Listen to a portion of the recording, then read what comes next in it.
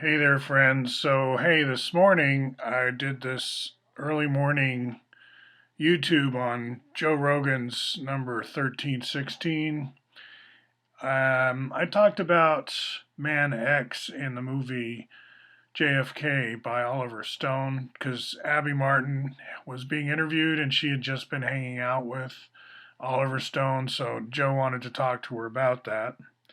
And I mentioned that Man X was real based on Colonel Fletcher Prouty. Now, here's his book, JFK, and I was going to read a little bit from it just to tell you why I think it's like he is into Buckminster Fuller, this Prouty guy. He writes in his important 1981 book, Critical Path, R. Buckminster Fuller has written, great battles ensued, waged under the flags of England, France, and Spain, to determine who would become the supreme master of the world's high seas lines of supply.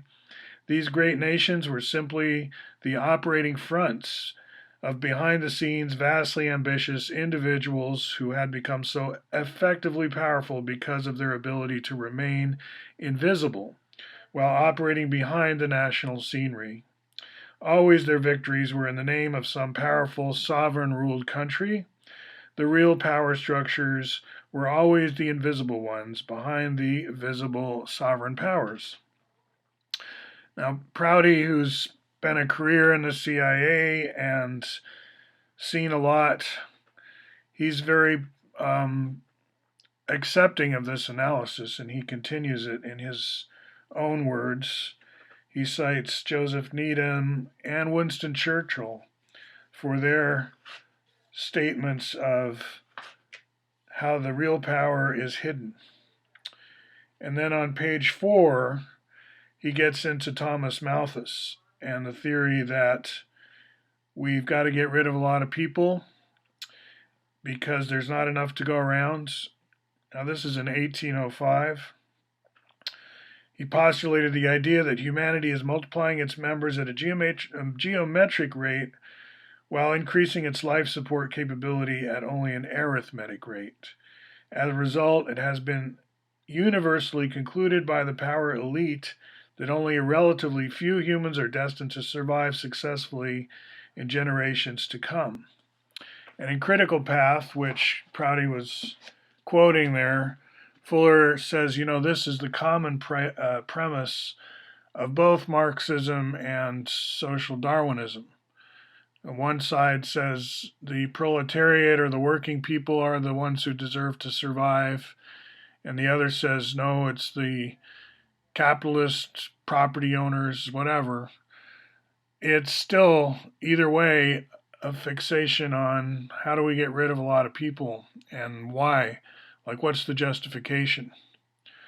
And, World Game is about questioning that. We've seen a leveling off in population growth where living standards are good. You don't have as many kids when you think your kids are going to survive. Replacement rate is 2 kids. And there's every reason to think that if we were to raise living standards, which doesn't mean everyone living in a suburban ranch style home with 2 cars, that's not high living standards, that's ghetto. But if you were to have happy people, maybe they're playing computer games, I don't know, but they're happy and they're helping each other. There's a huge wish to help others that's natural in humans.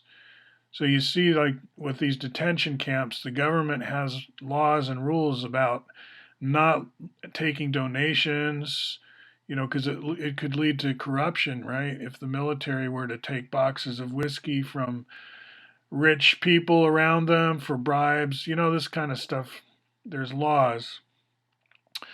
But, we've got so much stuff in this country, so much furniture, so many kitchen appliances. People have garage after garage full of stuff. If you were to just go through your average suburb, hey, me included, I got stuff. I would happily donate a lot of this stuff to a camp and go there myself If it was about prototyping and experimenting prototypes for tomorrow, I don't mind if I live with old stuff, used clothes, used kitchen stuff. I don't need brand new. I don't. And neither does most people, right? So there could be a fine living standard based on a lot of what we have already. It's not about um, waste. It's about feeling good because you're economizing more with less. So these campus facilities that I brainstorm about are also higher ed facilities. Like Prouty's a great writer. He's this book comes out right when the movie comes out, JFK, and he's talking about how he worked for like 2 years with Oliver Stone, correspondence and such, being the Man X guy, talking about all of this, what's been happening, what's history been about, especially recent history and the assassination of JFK and so on. He's a serious, interesting writer. It's kind of surprising that Joe Rogan and Abby sort of made him out to not be real. Not only not real, but here's another case where we're missing an opportunity to connect to Bucky Fuller. I've made 3 videos on that topic now. When we talk about Alexander Graham Bell, there's the Octet Truss. When we talk about Boston going with a Peters projection, there's the Dymaxion projection.